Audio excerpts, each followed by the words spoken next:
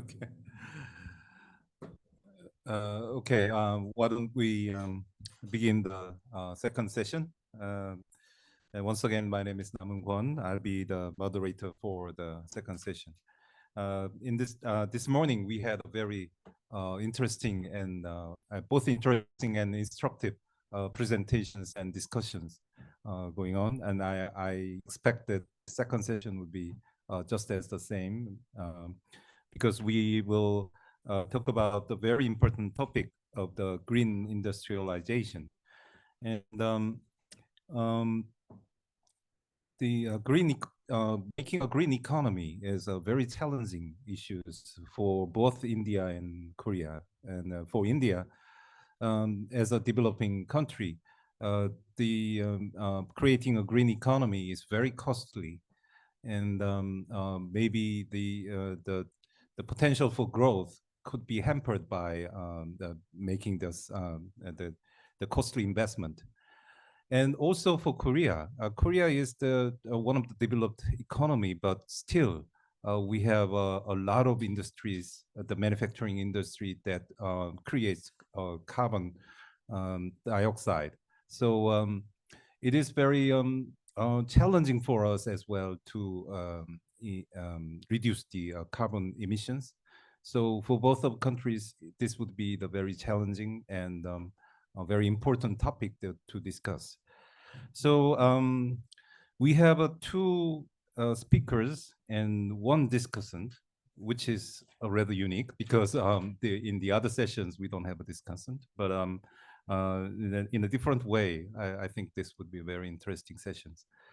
And the first presenter is Mr. Ajay Shankar, who is the member of the ISID Board of Governors and also the former industry secretary of the government of India. And he will present the green hydrogen economy in India, path to decarbonization. And the second presenter would be Dr. Dong-Soo Kim of KIET. He will talk about the cooperation for hydrogen economy between India and Korea. And finally, the Dr. Dong-Hee Lee from KIET will be discussing for both of the papers, both of the presentations. So without further ado, let me turn the table to Mr. Shankar.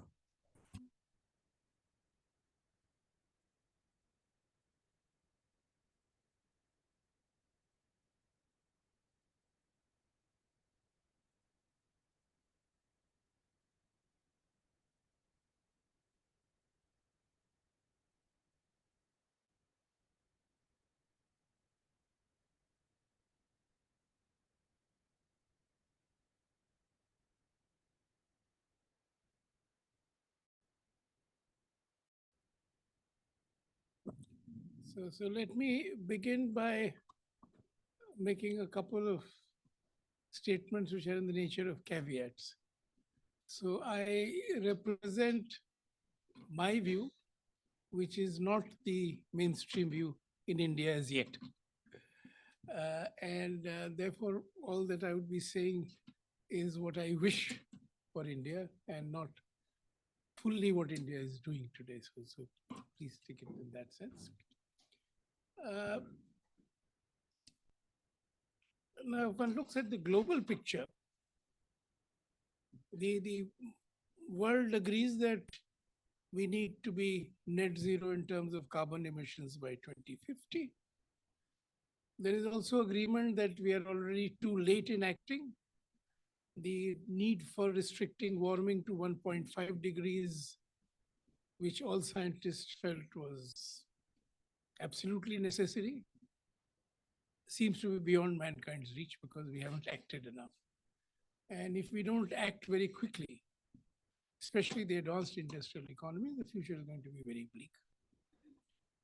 It is also a fact that mitigation is cheaper than adaptation. And therefore, it makes economic sense for every country to move aggressively on mitigation.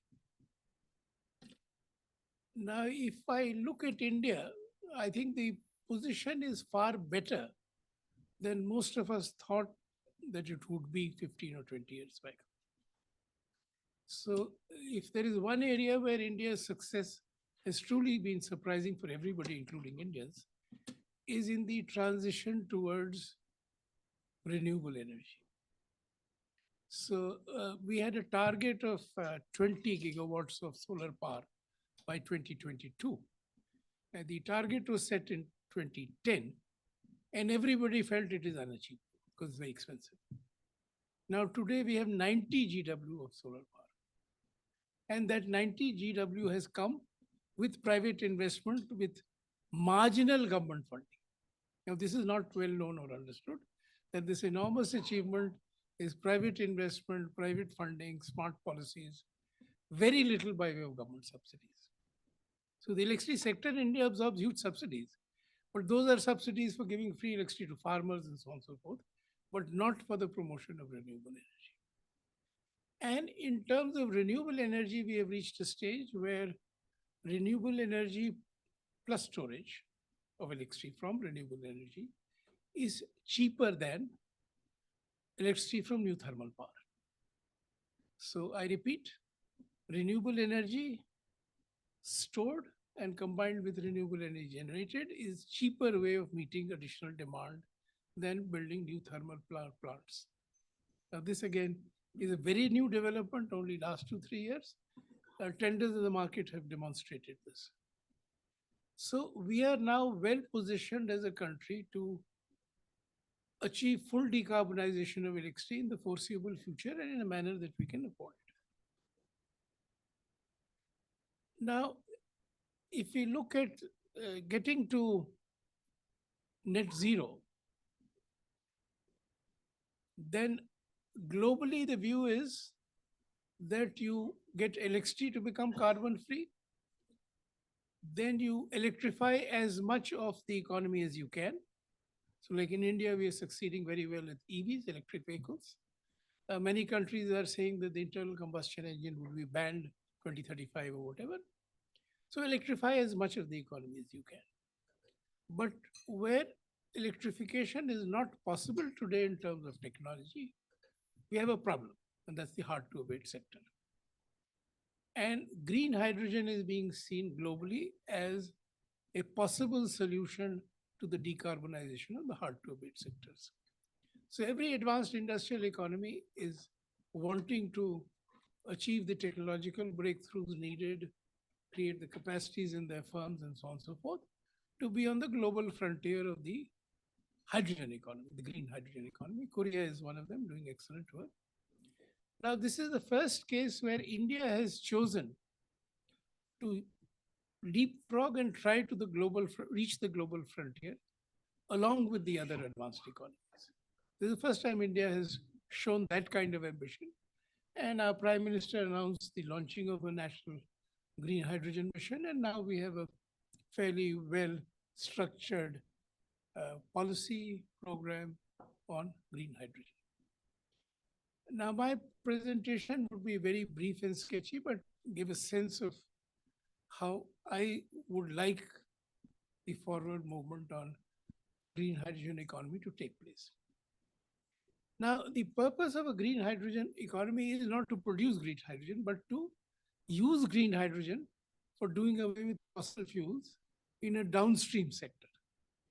And in this slide, we have listed the major ones: iron and steel, fertilizer, heavy duty trucks, because batteries are good enough for low duty trucks, but certainly not yet good enough for heavy duty trucks, aviation, shipping. Very big areas. Now, green hydrogen can be produced through electrolysis using electricity from renewables. Now, in India, we see two other possibilities. One is using carbon-free electricity from nuclear power plants and using that to produce green hydrogen, because fortunately, the whole world is now seeing nuclear as being a solution to getting rid of carbon emissions. Now, we are also the largest producers of agricultural products, and therefore we produce an enormous amount of bio-waste. Now, that bio-waste can also be used to produce green hydrogen. Now, this is an area where nobody is talking about, but India, I think, is a potential for us. Uh, the other is a futuristic point about using nuclear energy, the heat directly to split the water atom, or solar energy concentrated to split the water atom, but that's a futuristic idea. Now, what is the real challenge of succeeding? The challenge is that green hydrogen is expensive. So it's far more expensive than the fossil fuel that is being used today and which it will replace. Therefore, there's no demand for downstream use of green hydrogen in India and most of the world, and therefore no market. So what we are suggesting is that we create a market by government policy. So get the first movement done and then see what the cost differentials are, how costs can come down, and therefore what society can afford or government can afford. So essentially, the core of our strategy that we are advocating is that you de-risk investment for getting private investment in a non-existing market. So how do you do that? So you assure procurement of the produce, of the product for which there is no market today, through a long-term purchase contract. The moment that happens, private investment from India and the rest of the world will flow, money will flow, and we will get production. And we also believe that the best benefits would come if there is competition. So we do not create monopoly of one supplier. So we do a few repeated bids, and we see that even if the first successful bidder is the least cost second time round bidder, we don't give him the contract. We give it to somebody else, so that we create a few industry players who are willing to compete with each other. So that's the core part of our strategy, of which I'm recommending. I mean, it's not a government strategy. That government should de-risk private investment, introduce competition, and get private investment and production for green hydrogen and its downstream uses.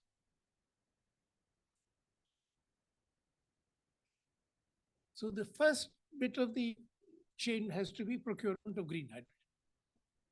And so government, we are recommending, should create a special purpose vehicle which should buy green hydrogen competitively from people across the world who can come and put up plants here. And then we separately do bids for the use of this green hydrogen in India for making carbon-free steel or fertilizer or running heavy-duty trucks. So create a competitive structure both for downstream use as well as for upstream green hydrogen production.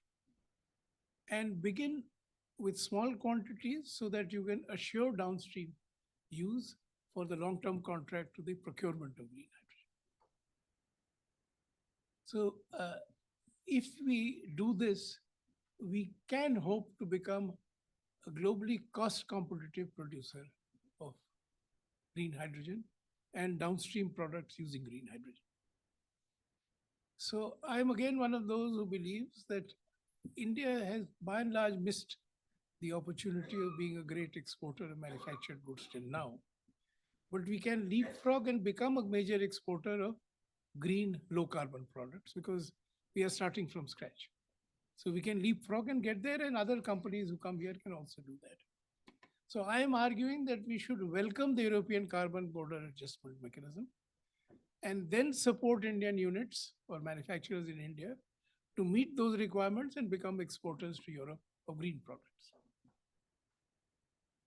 So now coming down to implementation, very, very specific ideas, create sectoral special purpose vehicles, which will operate in a way that you get private investment and de-risk private investment.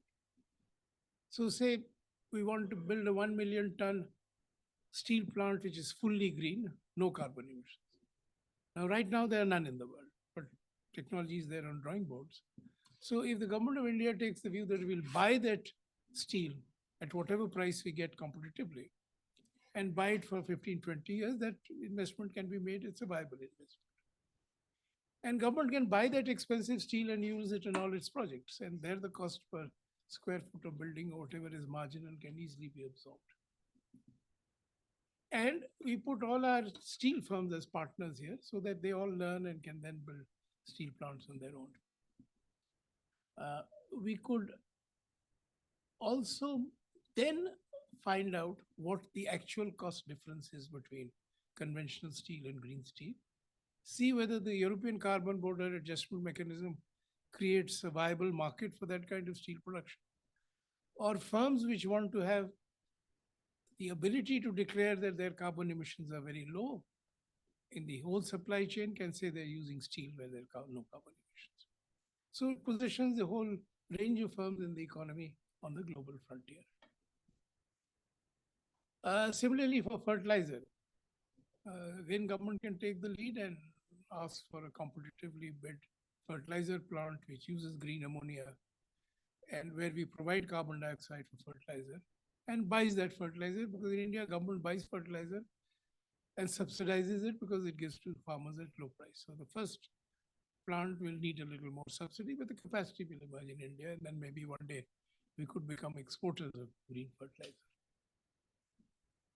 Then for heavy duty trucks, we are again saying choose a busy route, give subsidized green hydrogen, give subsidy for the filling stations, and subsidy for the hydrogen trucks, so that the existing truck operator and the user of trucks is not put to a cost disadvantage.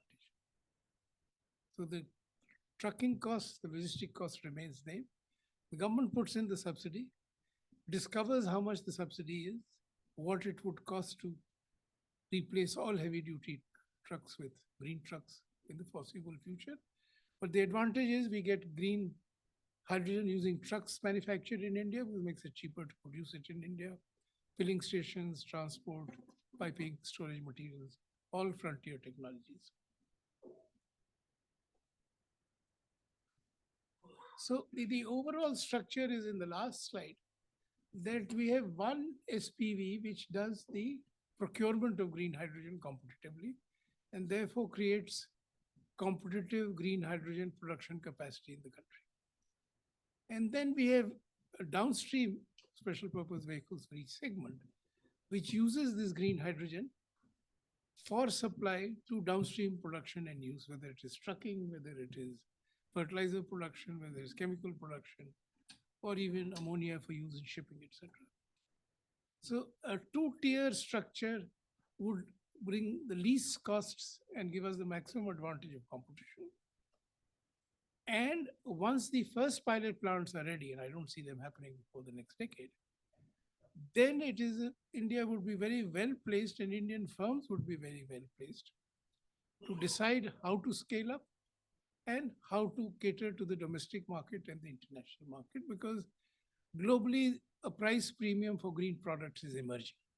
Europe is doing it through the CPM, but in the voluntary market would be there. So I think this gives India an opportunity to leapfrog, if we do things right, to become a globally competitive producer of green carbon-free products and exporter of carbon-free products. Thank you. Thank you, Mr. Shankar. I was very impressed that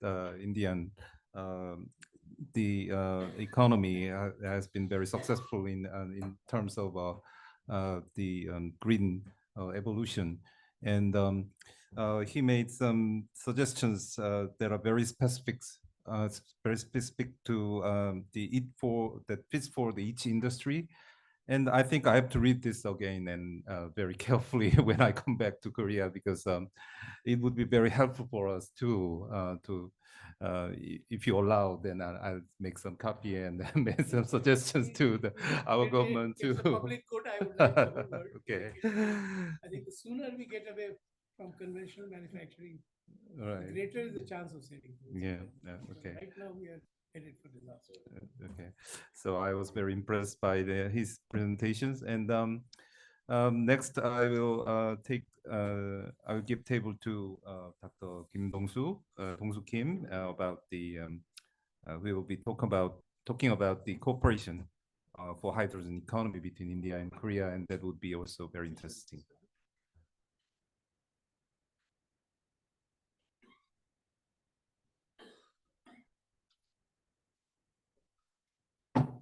Personally, it is my pleasure to present this paper. Uh, Actually, I'm not the environmentalist. I'm not interested in decarbonization at all. But as an economist, I'm going to emphasize why we needed this kind of hydrogen economies are really important to us. Uh, Actually, this is what we are facing. At the bottom, GSC, that's a global supply chain. It is very urgent. It's quite related with political security issues and industrial economic concepts. It's a kind of a mix together. What about digital transformation? It's not that urgent, but it is very, very important to enhance our manufacturing competitiveness in the future. What about the green transformation? Green transformation is the least urgent, but quite important. Why? Because of the environment? No. I would like to highlight the hegemony of the manufacturing sectors, which European countries lead their sectors, and then they just try to impose some kind of tariff, like, as you know, C-bombs and things like that. If we are not ready, then we need to pay more, and we will lose our industrial competitiveness. That's why I would like to highlight the importance of the hydrogen economy. Let me introduce Korean's hydrogen economy policy. As Dr. Shankar said, this is also very new in Korean side. Yeah, and just to talk about the current status of hydrogen economy in Korea and some kind of cooperation, future cooperation between the India and Korea. This is a sort of a milestone. We had a roadmap for the hydrogen economy in 2019. Early 2019, we had a roadmap. That roadmap focuses on the fuel cell car, which we manufactured by Hyundai Automobile at that time, and hydrogen car. But the demand was so small because it's very expensive. Mass production is not available, so the price of Nexo, which is a hydrogen vehicle, that's like more than 50,000 US dollars, something like that. So that is a sort of kind of limitation. And 2020, we had established an act which is called Hydrogen Economy Promotion and Hydrogen Safety Management Act. That was the first step, I think. After that, I mean, like 5 months, 3 months later, we are going to, our government construct a committee, which is called the Hydrogen Economic Committee, controlled by the prime ministers, under the prime ministers. And 2021, we just set up the master plan, and 2022 revised master plan, and more concrete plans are just keep ongoing. In order to understand the Korean policy, this is the sort of standardized concept. As you can see, we just established some kind of a legal framework. Under the legal framework, we had a master plan, so government can budgeting easily, and we can just support. And in order to operate, we need to have some kind of governance committee, ministries, and things like that. So legal framework, as I just mentioned, the legal framework has been established in 2020 February, but enforcement day was a year later. We call just Hydrogen Act briefly. And the committee is under the Prime Minister's office, but acting committee is in the Ministry of Industry and Energy and Trade. And there are 7 different small divisions over there. I will explain that later. And master plan has been established in 2020. This is our Hydrogen Economy Act. The purpose is to contribute to develop our national economy, ensuring public safety by establishing the foundation for the facilitating the implementation of the hydrogen economy. As you can see, Chapter 2, System for the Facilitating Implementation of Hydrogen Economy. There is a MOTIE, Ministry of Industry, Trade, Industry and Energy. And they, under the Hydrogen Act, specify all kinds of business supports and human resource and things like that. Nurturing human resource and standardization, things like that. This is a sort of governance. Again, Hydrogen Economy Committee, there is a committee. Under that, acting committee is, again, Hydrogen Economy Working Committee, I call. The Vice Minister of the MOTIE, he is the chair. There are 7 different divisions: production, finance, mobility, power generation, industry, local development, safety. There are 7 small division committee. Of course, Ministry of Environment, Ministry of Science and ICT, Ministry of Ocean and Fisheries. There are a bunch of different ministries are involved with the hydrogen economy, but the main actor is the Ministry of Trade, Industry and Energy. Their plan established in 2020. The vision is jumping to the hydrogen economy, leading countries. And as you can see, the action plan establishing ecosystem, establishing local ecosystem, establishing sustainable global value chains, things like that. Government, enterprises, state-owned enterprises, those are the sort of key stakeholders. So government is supposed to rationalize the regulations and the support financially, building infrastructure, etc. And enterprises, they need to develop the technology and job creation, and the state-owned enterprises, they can focus on the long-term R&D, technology transfer, and support for the outbound FDI, things like that. This master plan is for the hydrogen technology. So technology development of clean hydrogen production, technology development of storage and delivery, technology development of, I'm sorry, the last one will be the application, sorry. Maybe you can just pick the production, hydrogen, production of hydrogen, and storage and delivery and application. Those 3 pillars are very important to us. So here, the left-hand side, the left column, the production, the middle column, distribution, that's the delivery and storage.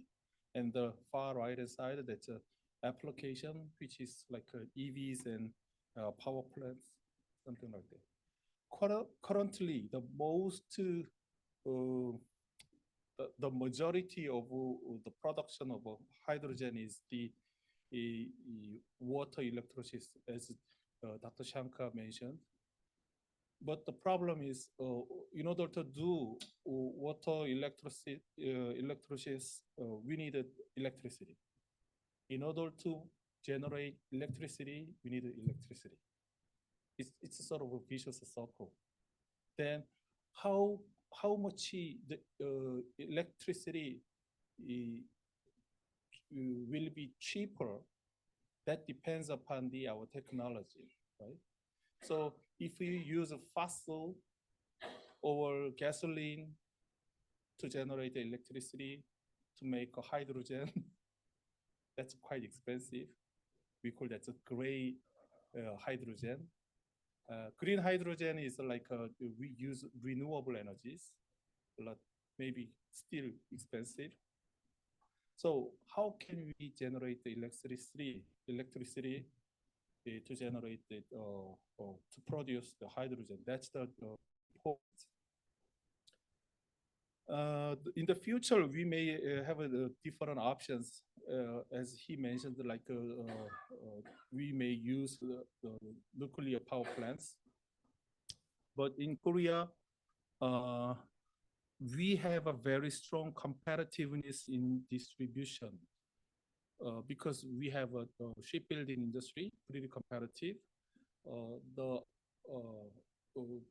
When we deliver the hydrogen, we mix ammonia with the hydrogen together and then put it in the tanker ship, and then deliver. Or from the port to the city, we have like a big pipe.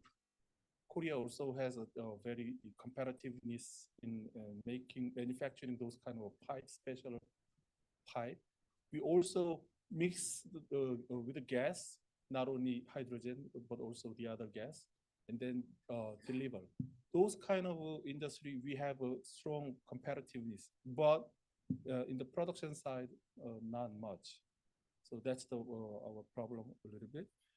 Plus application, as I mentioned earlier, the Hyundai hydrogen EVs are pretty strong, competitive, and in the future we may have like a hydrogen power plant too. This is the simple outlook for the market. In 2030, the market size will be $410 billion, according to the market and markets. And this is current situation in Korea. We do have like hydrogen EVs, but again, because of the high price, the demand is not that big, and consumption is only a couple of thousand units a year, something like that. And we are trying to have trying to construct our charging stations as much as we can, but it's a sort of a vicious circle. We do not have much of a fuel cell cars. Why need to have to construct a charging station? The customer says no charging station, so I don't want to buy fuel cell car, something like that. And power generation will be increased pretty soon. At this moment, these numbers are a little bit outdated. Like based on the year 2021, the number of fuel cell car, hydrogen EVs in Korea, 16,000, something like. In America, 11,000, but the numbers has been changed a lot. Nowadays, I think in China, the largest, highest number will be taken by China. And the second column is the station infrastructure, number of stations, charging stations. And the third column is the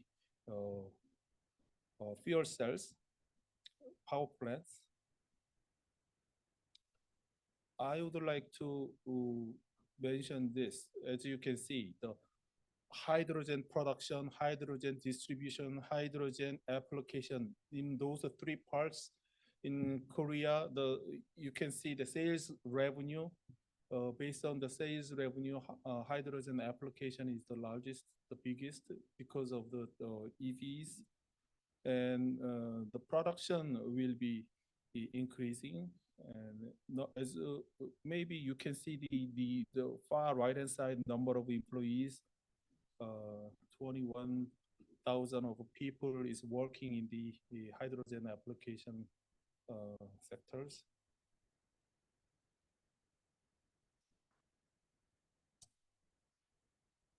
Again, hydrogen production is quite important to us. And how can we produce green hydrogen, blue hydrogen, pink hydrogen, gray hydrogen? Those are the sort of classification, but again, the major is the water electrolysis. So how can we generate the electricity, the hydrogen to make hydrogen? That's the most important thing. So I don't know. Still, we need to develop the technology a lot. Probably in the short term, maybe we can cooperate with India for in the perspective of the trade. I heard there's some from the Indian embassy in Korea. They just suggested some kind of ideas, and they had they hosted a seminar for the hydrogen economy at that time. Sort of a possible cooperation will be the trade. So we can just bring the hydrogen from the India and bring up to the Korea and then use hydrogen, something like that. Simply trading. In the midterm, we need to have an ecosystem. When we construct the ecosystem, we can share the policies and experiences, plus standardization. When we mix ammonia and hydrogen, the ratio, those kind of things are all related with standardization. So we need to cooperate those kind of area. In the long term, absolutely, we need to educate people and support technology development in production, storage, delivery, in application. Thank you for listening. Okay, Dr. Kim, we gave a review of the policy of hydrogen economy in Korea and also the current status of the market in Korea, and briefly overview the possibility of the cooperation between India and Korea.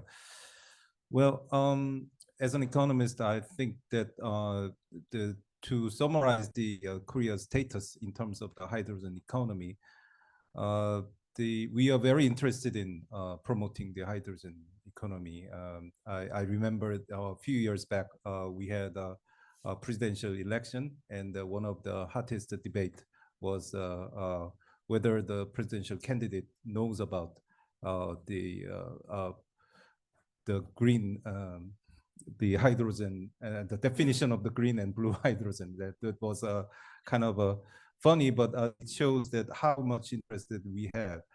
And as Dr. Kim has reviewed, that we have the governance and we have a plan, but the problem is that we don't have much to be much result to be proud of.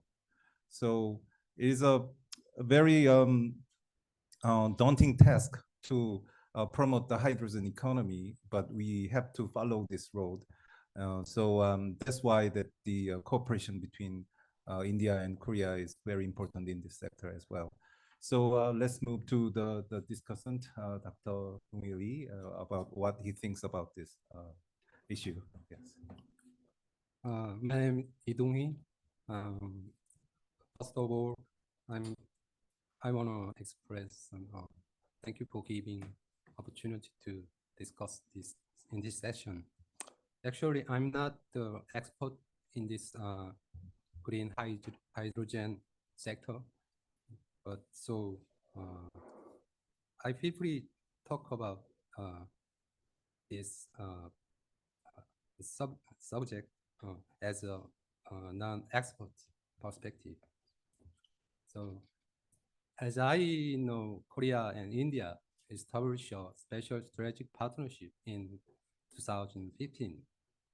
And as of 2022, India ranked as South Korea's eighth largest export market, which is underscoring its significance as an economic cooperation partner. In particular, the main subject of this session, the green hydrogen sector, stand out as a promising area for close future collaboration between two countries. Let's think about the situation of each country. Korea is strong in hydrogen vehicle and fuel cell technology. However, Korean hydrogen industry has largely relied on gray hydrogen, making the cost of producing green hydrogen significantly higher compared to other major countries. Recently, as said by Dr. Kim, the Korean government has made green hydrogen development plan.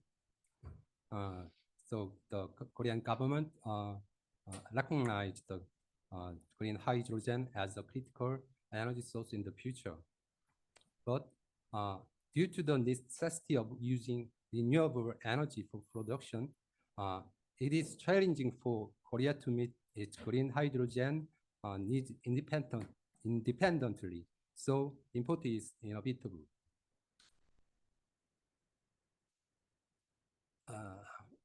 In contrast, India possesses favorable geographical conditions for producing renewable energy. For example, its abundant sunlight make it one of the most effective country for solar energy production. Leveraging this advantage, India has a potential to produce green hydrogen at less than $1 per kilogram, and supply other countries like Korea, where demand for green hydrogen is high. Given this condition, Korea and India could explore complementary cooperation across the entire green hydrogen value chain. In this background, several Korean companies are viewing India as a potential future hub for hydrogen supply chain and making entry strategies.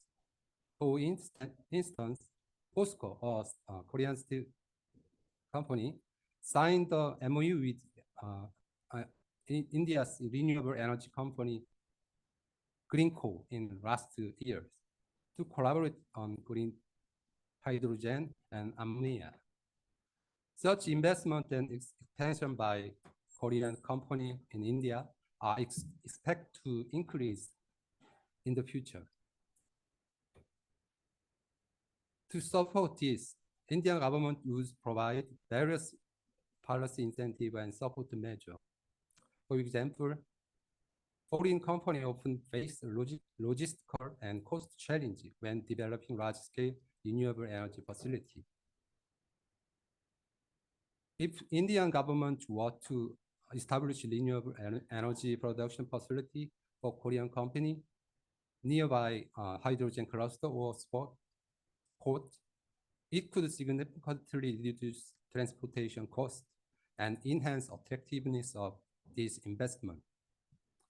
This area should also be equipped to sufficient infrastructure, such as pipeline and tanker, to facilitate the efficient transport of green hydrogen.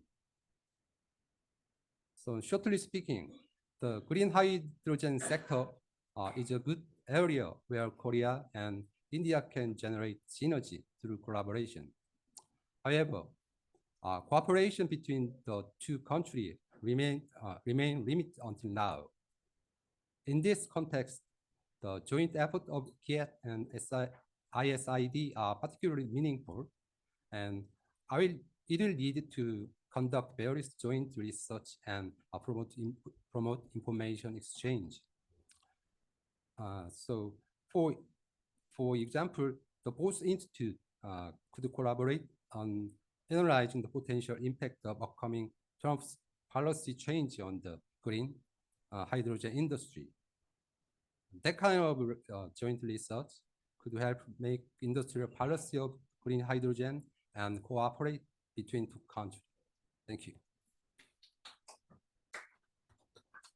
Thank you, Dr. Lee. So we have heard two presentations and one discussion. And as Dr. Lee said, emphasized that the cooperation opportunity between India and Korea in this sector would be very high. And then I remember that, as Mr. Shankar said, that India is trying to, based on his suggestion, India could leapfrog by making investment and doing research on this sector. And that was exactly the thing that the Hyundai Motor Company wanted to do when it developed the hydrogen car. Unfortunately, it didn't really measure up to their expectation. But I think we still have an opportunity. So that would be a very fruitful way to make a cooperation between these two countries.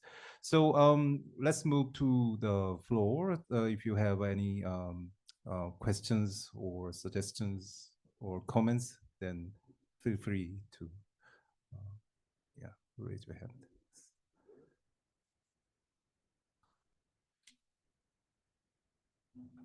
That's something very interesting. Just wanted to know what is the cost of per unit, or say how do you compare the cost with the energy that is used, produced using fossil fuels and all that. How do you compare the cost? And secondly, how do you expect the cost coming down over the next few years? I mean, what could be the minimum cost, and how will this give competition to fossil fuels? That's something I would. Energy, so that I didn't really exactly hydrogen, green hydrogen. Yeah, I'm not the person that fit to answer that question, and neither of us. Interestingly, I didn't brought. I should have brought the expert that we had about the carbon economy, but this time around he is not missing. Do you know about this? By any chance? I think in Korea, we are just going back to the nuclear power plants. We are going to increase the portion of power generating by the nuclear power plants. Plus, we just try to make efficiency and try to use the byproduct hydrogen from the POSCO, I mean steel companies or chemical companies, something like that, as much as we can. At this stage, we are doing that way, but I think fundamentally that's not the solution. So we are still looking for how to generate the hydrogen. That's our facing homework. Well, I don't know the specific numbers, but I think the cost of the hydrogen is still very high in Korea, making hydrogen. But there's a lot of interest because we have to go to the renewable energies, but the problem is most of the power plant or the renewable energy source is located in the southern part of the peninsula. But the most of the factories are located nearby the metropolitan Seoul area, and there's no power line between them. And one of the ways that is being suggested is that making it to the ammonia and with the hydrogen and move it to the over the sea, and then come to the and that also can happen with like Dr. Kim said, the trade between India and Korea as well. So there is a lot of interest, but still we have a lot of things to do. Yeah. I would like to sharing a kind of information related to your questions. As far as I know, At this moment, we Korea have running more than the 150 hydrogen charging system. Yeah. So and also he also explained we can use a kind of some green hydrogen comes from the petrochemical industries, and including the subsidy from the government, the retail price is more than the in Korean currency 5만 won. So I translated the Indian rupees as far as I know, 1 liter is around the 3,000 rupees. Very, very expensive rather than this is not green hydrogen. So as far as I know, in the green hydrogen in India, also a kind of some pilot stages, but some pilot stages, the facilities green hydrogen is very cheap. So we already have the wonderful the presentations, so we can find very well in India. The production, especially the green hydrogen sector, is very, very competitiveness because most of the green hydrogen have to use to make the electricity or something to store the straight electricity. They have to use the renewable energy. But renewable energy, in terms of renewable energy, India is the cheapest. Even the India is importing of the solar power from the China, about more than the 70%, highly dependent, but the good climate, the good the environment. So India can make very cheapest the renewable energy. So that's why in India have a highly competitiveness in the green hydrogen productions. So in case of India, as far as I know, the India classified the green hydrogen is less than 2 kilograms the carbon.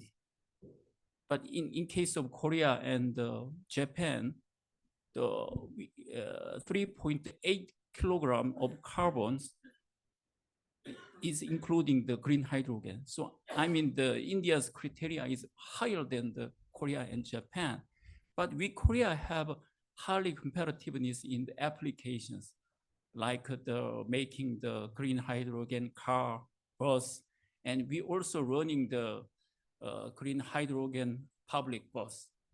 Several the states have a kind of pilot program is running very well. And also we Korea already designated 13 the pilot towns to use the green hydrogen. So I think we have a very good complementary both sides. One is competitiveness in productions, and one is very competitivity in the applications. And I think if India will be a kind of some the green hydrogen exporter countries, in that time, definitely we Korea have to import from the India. It is very highly contributed to the decrease the trade deficit from between Korea and India, I think. So I think it's very good the area to cooperate both sides, I think.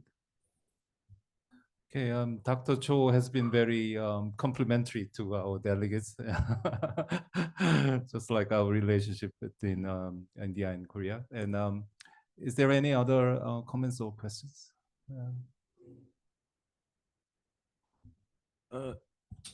So what I got from the discussion that we are capable of producing green hydrogen at a cheaper cost than Korea, and at the same time, they have their advantage in application of green hydrogen where Korea has expanded.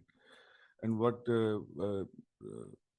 Ajay Shankar has mentioned earlier, that if we want to incentivize investment by de-risking it, so assuring a profit for, say, or a margin for return for, say, 10, 15 years, then of course we can attract investment in these areas.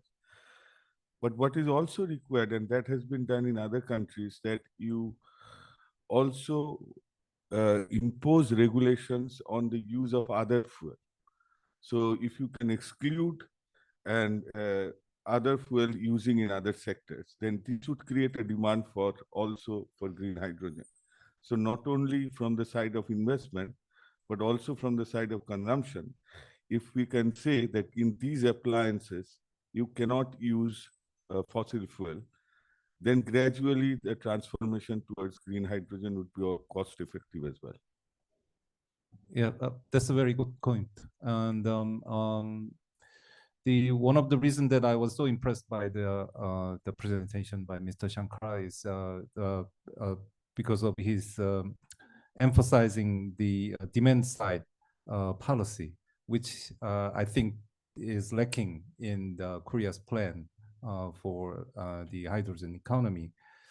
And like you said, we need the procurement plan and other regulations that that indirectly increase the demand for the clean product. Those kind of things have not been happening in Korea, but we know that we need that kind of a policy instrument. So I expect that will come sooner or later. Yeah. Okay. Thanks. So yeah. You see, the key point is that hydrogen is still very expensive compared to fossil fuels. So the initial idea is that we get competitive investment so that we discover the actual price and also discover the potential for price reduction and achieve some of that price reduction. Once that happens, then it is possible to take a rational view of how much regulation to impose or wait for a few more years and let the private market pay a price premium for a green product. Like Europe has already taken that decision that they'll impose a tax. And therefore, a product which has less carbon content will be entering Europe without the tax. Similarly, if I look at another sector in India, many of us are paying more to buy products which are organic in terms of food. And in some cases, the prices are twice as high. But there is a voluntary market. So I see a voluntary market emerging in India for firms which would want to claim that they are carbon neutral or carbon negative. Because we can see that happening to some extent in the speed with which home delivery companies have switched over to EVs. Now, EVs are cheaper, but they've done that also to be able to claim that their carbon footprint is lower.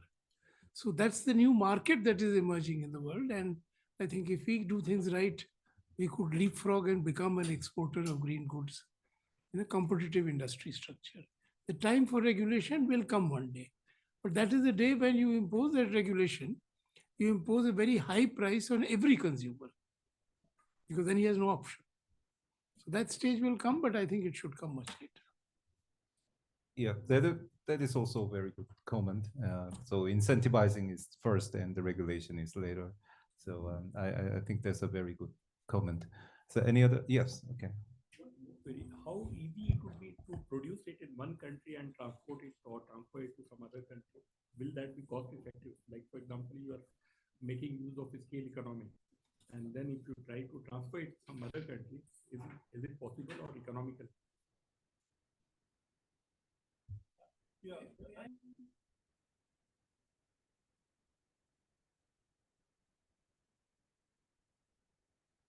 And are not well endowed in terms of wind and solar to be able to produce renewable energy. And electricity is the way to get green hydrogen. So as I see it, there would be importers of green hydrogen from wherever it is produced cheaply. But they are such efficient economies that they will be able to absorb this high cost and still remain globally competitive. And that's absolutely right. And as you know, that Korea is a peninsula, but we have North Korea on the northern part. So basically, the Korea is an island. So we don't really have a very high windy area either. So in terms of energy, even in the renewable sector energy, we have to rely upon the imports basically. So that's why there is a creation of the opportunity. So, okay. So One okay. one question just to know that what is the ratio of use of say conventional energy to produce 1 unit of green hydrogen, 1 metric ton or something? Is there any idea about that? That what amount of conventional energy we use to produce 1 unit of green hydrogen? Energy like LNG. Yeah, it's that was the question that you had. Whether you are using thermal power or other kind of energy to produce green hydrogen, Yeah, I think what would be the ratio? yeah. As far as I know, in Korea and Japan is the same criteria.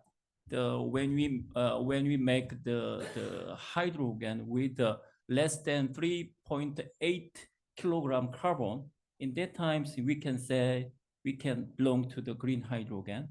But in case of the India is very strong. The higher criteria, as far as I know, India is 2.1 kilogram or 2.2 kilogram carbon used. In that time, in India called the green hydrogen. So that means the production condition is better than India side is better than Korea. So our the master plan in the green hydrogen economy, we already revised 2 times, but the securing the green hydrogen, we Korea and including Japan, we have no alternative. Our the natural the conditions is to get not easy to get green hydrogen because not easy to get the renewable energy like solar and wind. So that's why we have to securing green hydrogen through the import is our the kind of goal and aim in our the master plan. It's totally different from the India and Korea. India want to be a kind of some green hydrogen export countries, free from the energy dependencies. So it's totally different, but we have make collaborations between both sides. So do you have any additional comments? Oh, okay. How about Dr. Ki? Yeah. Mentioned like energy dependency. That's the problem of Korea. As you mentioned, like in terms of the cost efficiency, one competitive country produce hydrogen, and the other country focuses on the delivery or application, things like that, and then we exchange it. That's the principle of economics, but the reality is different, and that energy sector is highly related to the national security, economic security as well. So in certain point, we Korea also need to produce by ourselves. 100% independently, we cannot cover by our capacity, but still we need to produce at the minimum level of production, something like that. Okay, that was also very interesting and very instructive discussion. So I think this would be the end of the session 2, and we will. Do we have a short break? So yeah, okay. Take break and then next session. Okay, so this will be the end, and let's talk about it a little more in the break. Thank you.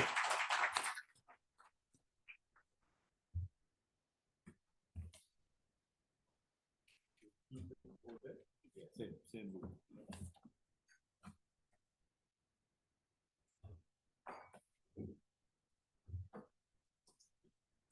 Good. I was not exaggerating. So sorry. Thank you, sir. Yeah. Actually, he is the one who introduced me to